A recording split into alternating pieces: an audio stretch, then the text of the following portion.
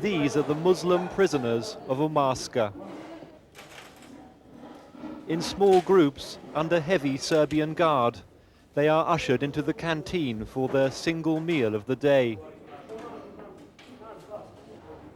Most have been here for 2 months.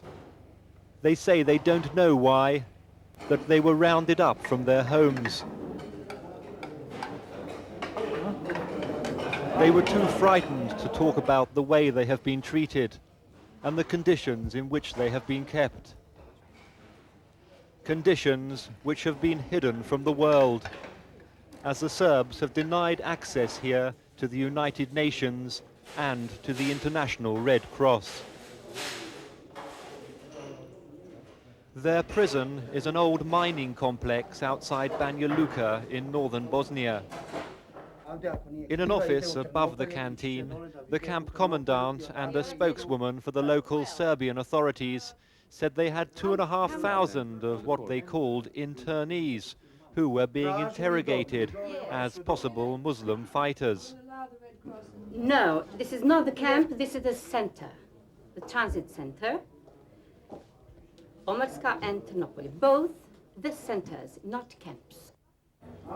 The prisoners were being brought to the canteen from a large industrial building in the center of the mining complex. It too was under heavy guard, and we asked to be allowed to look inside. But in spite of promises of openness from the Serb Bosnian leader, Dr. Karadzic, we were told we could see no more. Why are you not fulfilling Dr. Karadzic's promise to us? He promised us something else and said, you can do this and that, and not that. Our armed escort made it clear our visit was over. We are now being asked to leave this camp, having seen nothing more than the canteen. We have been told that Dr. Karadzic's promise, while good to us, does not carry any weight here. As we were moved on, soldiers told us the army did not control the camp, which they said was run by the local authorities and militia. We had asked to be taken to a second camp at Trnopolje in the same area, to which several hundred prisoners from Omarska had that day been transferred, and which has also been at the center of allegations of atrocities. Conditions at this camp were appalling. In 100-degree heat, hundreds of men were forced to eat and sleep outside in a field, behind barbed wire. Their meager rations consist of a small hunk of bread and a bowl of soup every day. Here too, they said they had been rounded up, whole villages emptied of their men, and they were afraid. Can you tell me anything about the conditions in which you are being kept here, or is it difficult? I'm not sure that I'm allowed about that. You know, can you understand me? Have people here being beaten? Here? No. Here, no. Here. But in other places? I rather wouldn't talk about that. I'm not sure. Can you tell us anything about the conditions that you were being kept in and the treatment of the people you were with? Well, that was a hard time, what I could say.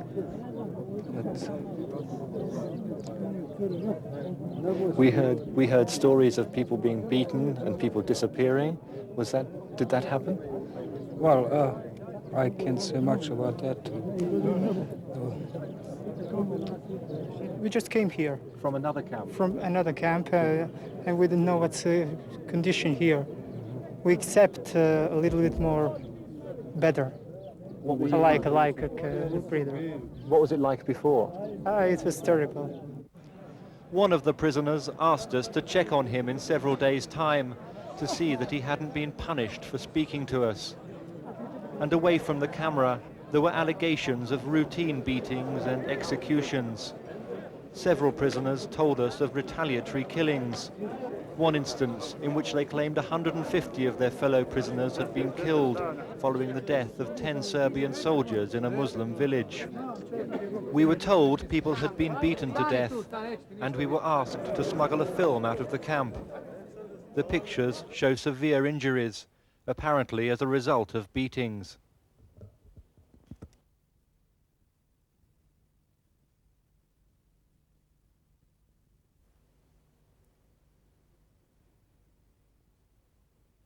In the makeshift medical centre, there were cases of scabies, malnutrition and diarrhea. Local doctors said they were chronically short of medicine and drugs. Among them was a Muslim doctor. We asked him whether there had been any cases of beatings. Ali imate slučaj da su bili neki koji su tučeni u drugom kampu, recimo podavedeni ovdje? Ima takvih? Jesu. Many? Da li ih ima mnogo ili... On one side of the camp were refugees who were here simply because they have nowhere else to go, their homes having been destroyed. They have been told they can go as soon as they have a guarantee of a home outside Serb-controlled Bosnia. In Banja Luka, prisoners' wives have been queuing for days for news of their men and to register as refugees because they too have nowhere to go. On the roads to Banja Luka, Muslim villages lie empty and deserted, homes destroyed. If there is, eventually, freedom for the men in the detention centres, it's unlikely to be in Serb-controlled Bosnia. Ian Williams, ITN, Northern Bosnia.